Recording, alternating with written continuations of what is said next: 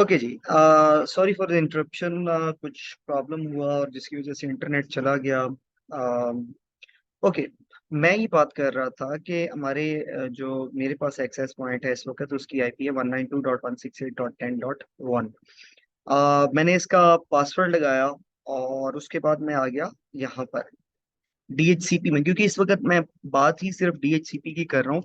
तो device info में मैं आया और डिवाइस इन्फो में आने के बाद मैं डीएचसीपी पे आया। डीएचसीपी में आप देखें यहाँ पर आईपी से साइन है 192.168.10.2, 10.3 और 4।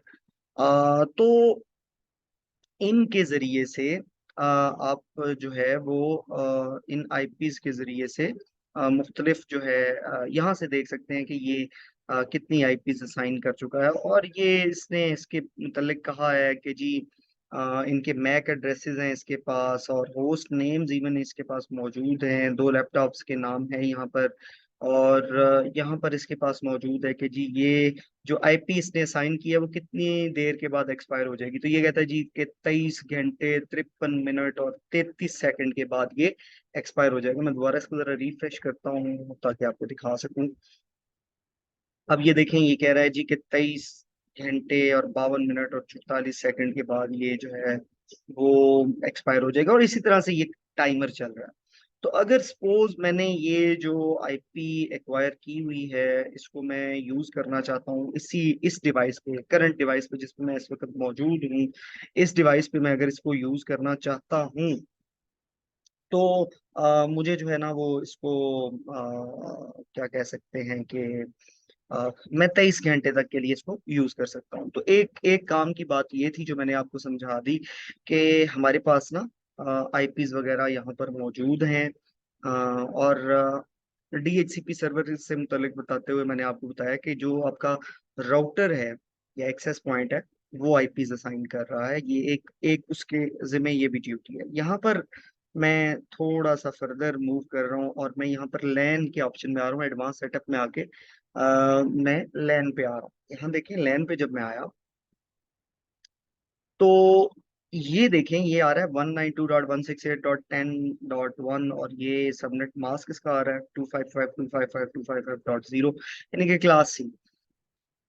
तो इससे नीचे जब मैं आऊंगा, यहाँ देखें, यहाँ पर कुछ काम की बातें हैं। हम लोगों ने इनेबल किया हुआ है डीएचसीपी सर्वर को, और हम लोगों ने कहा है कि जो आईपी एड्रेस है ना वो तुमने देना कहाँ से, आईपी को स्टार्ट करना है 192.168.10.2 से लेके 10.24, सॉरी 254, यहाँ तक हमने उसे कहा है कि आप जो है ना वो आईपियां दे दें। ये नहीं कि अगर मेरे पास मेरे इस राउटर पे कोई बंदा आईपी लेने आता है तो ये 2 से लेके 254 तक इन लोगों को आईपी असाइन कर देगा। और जो आईपी ये असाइन करेगा वो ये कितने घंटे के लिए असाइन करेगा, 24 घंटे के लिए। ठीक है। तो यहाँ पर हम लोगों ने ये बताया, इसके अलावा हम लोग कुछ स्टैटिक आईपीज वगैरह भी दे सकते हैं अगर हम चाहें देना किसी स्पेशल कंप्यूटर को, लेकिन वो हमारा अभी क्योंकि मकसद नहीं है। तो बस ये बात मैंने आपको समझानी थी। इसमें याद आपने ये रखना है, जो मैं अभी आपको समझाना चाह रहा हूँ वो ये है कि जो आईपीज हम लोग सीखने जा रहे हैं कि एक कंप्यूटर असाइन करेगा या एक सर्वर असाइन करेगा, वो सिर्फ वो डी जो इसका लिनक्स का सर्वर है वो ही नहीं असाइन कर सकता, बल्कि उसके अलावा आपका विंडोज का जो ऑपरेटिंग सिस्टम का सर्वर है, विंडोज 2008 या उससे ऊपर आप चले जाएं जो भी 20 तक या इससे भी अबव, तो जो विंडोज का सर्वर है, विंडोज सर्वर ऑपरेटिंग सिस्टम है, वो भी ना सिर्फ डीएचसीपी सर्वर की सर्विसेज के लिए हम यूज कर सकते हैं, लिनक्स का सर्वर यूज कर सकते हैं, बल्कि आप लोगों का ये जो एपी है आप लोगों के घरों में लगा हुआ, वो जो पीसीएल वाले लगा के आपको देते हैं एंटीना वाला, वो भी आपके लिए आईपीज असाइन करके दे सकता है।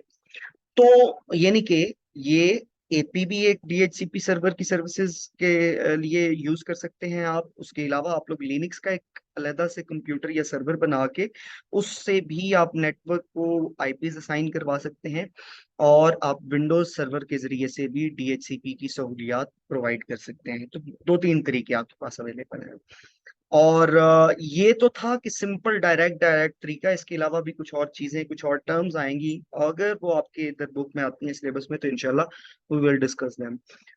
लिखा हुआ है जी, the dynamic host configuration protocol is used to assign IPs related configuration on host. अच्छा, ये आसान अल्फाज में समझा देता हूँ कि डीएचसीपी सर्वर जो है, ये होस्ट को या आपके नेटवर्क में जो क्लाइंट्स हैं या जो पीर कह लें या नॉर्मल कंप्यूटर्स हैं, उनको आईपीज असाइन करता है। ठीक है। तो वो जो मैं आपको बता रहा था कि हमें स्टैटिक आईपी अब देने की जरूरत नहीं है। लेट्स सपोज हमारे पास एक बहुत बड़ी ऑर्गेनाइजेशन है जिसमें 10,000 पीसीज हैं, तो हमें सिर्फ डीएचसीपी कॉन्फ़िगरेशन प्रोटोकॉल को जो है वो इनेबल करना है अपने सर्वर के ऊपर, और तमाम क्लाइंट्स जो हैं वो उस नेटवर्क में हमें कनेक्ट करने हैं, और उसके बाद ऑटोमेटिकली वो आईपीज जो हैं वो ले लेंगे, एक्वायर कर लेंगे डीएचसीपी से। तो हमें हर कंप्यूटर पे जाके मैनुअली आईपीज असाइन करने की जरूरत नहीं है। Using a DHCP server makes managing network a lot easier, but it gives but because it gives the administrator the option of manage IP related configuration on a single central location on the network instead of on multiple different hosts। तो ये मैं बात आपको बता चुका हूँ already कि हमें बजाय कि हर एक होस्ट के ऊपर जाके हम लोग आईपी असाइन करें, उसकी जगह पे हम लोग एक सेंट्रल लोकेशन पे बैठते हैं, वहां से हम तमाम कंप्यूटर्स की आईपीज को मैनेज कर लेते हैं।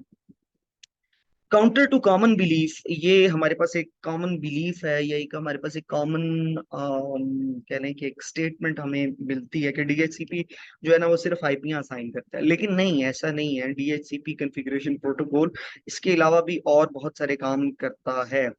तो वो क्या काम है, उनमें से चंद एक अभी हम पढ़ने वाले हैं। तो आप लोगों ने ये याद रखना है कि डीएचसीपी जो है वो सिर्फ और सिर्फ आईपियां ही असाइन नहीं करता, बल्कि उसके अलावा भी और कुछ काम कर सकता है, जो कि 80 डिफरेंट पैरामीटर्स में आपको अवेलेबल हैं। तो कहता है जी कि server can be configure to assign more than 80 different parameters to its clients, of which the most commonly used are IP addresses, default gateway and the IP address of the DNS name server। तो DNS को last time हम लोग पढ़ चुके हैं।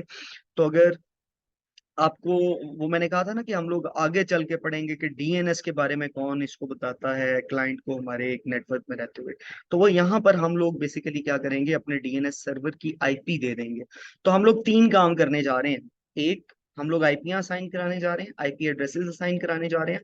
फिर हम इसको डिफॉल्ट गेटवे बताने जा रहे हैं। डिफॉल्ट गेटवे से मुराद कि जहां से हमारी ट्रैफिक ने निकल के बाहर जाना है, ऑन पब्लिक आईपी को यूज करते हुए इंटरनेट की तरफ जाना है, और इंटरनेट पे अगर हमें कुछ चाहिए तो वो लेके हमारे तक वापस आना है। तो वो रास्ता, वो गेटवे, कि किस रास्ते से आपने जाना है और वापस आना है, वो रास्ता गेटवे भी हम लोग इसको समझाएंगे।